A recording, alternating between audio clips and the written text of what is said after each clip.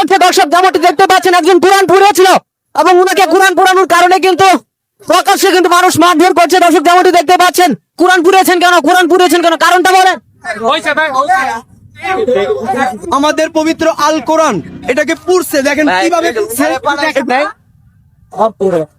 দর্শক দেখতে পাচ্ছেন এখানে একজন কোরআন পড়েছিল টিএসসি চত্বরে, তাকে পুলিশ কিন্তু হেফাজতে নিয়ে যাচ্ছে আর তাকে কিন্তু সাধারণ জনতা কিন্তু মারধর করছে দর্শক, যেমনটি দেখতে পাচ্ছেন। পুলিশের হেফাজতে কিন্তু আছে এবং তাদেরকে কিন্তু মারধর করছে দর্শক, যেমনটি দেখতে পাচ্ছেন। একজন কোরআন পড়েছিল এবং উনাকে কোরআন পড়ানোর কারণে কিন্তু প্রকাশ্যে কিন্তু মানুষ মারধর করছে দর্শক, যেমনটি দেখতে পাচ্ছেন।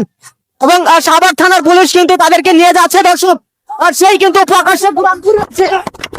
ভাই আসতে প্রকাশ্যে কিন্তু কোরআন পড়েছিল এবং সেই কারণে পুলিশ, শাহবাগ থানার পুলিশ তাকে হেফাজতে নিয়েছে এবং সাধারণ যে মুসলমান রয়েছেন বা এখানে উৎসুক জনতা রয়েছে তারা কিন্তু তাকে মারধর করেছে দর্শক।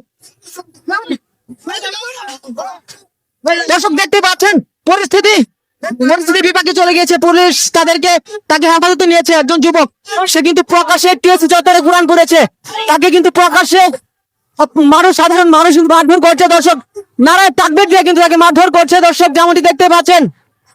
পুলিশের গাড়িকে আটকে কিন্তু তাকে মারধর করছে দর্শক, যেমনটি দেখতে পাচ্ছেন। আর রাজধানী ঢাকার টিএসসি চত্বরে কিন্তু একজন কোরআন পড়েছে, তাকে কিন্তু সাধারণ জনতা আটকেছে এবং সাধারণ জনতা ধরেছে দর্শক, যেমনটি দেখছেন। পুলিশ কিন্তু তাদেরকে হেফাজতে নিয়েছে এবং তাকে শাহবাগ থানায় নিয়ে গেছে।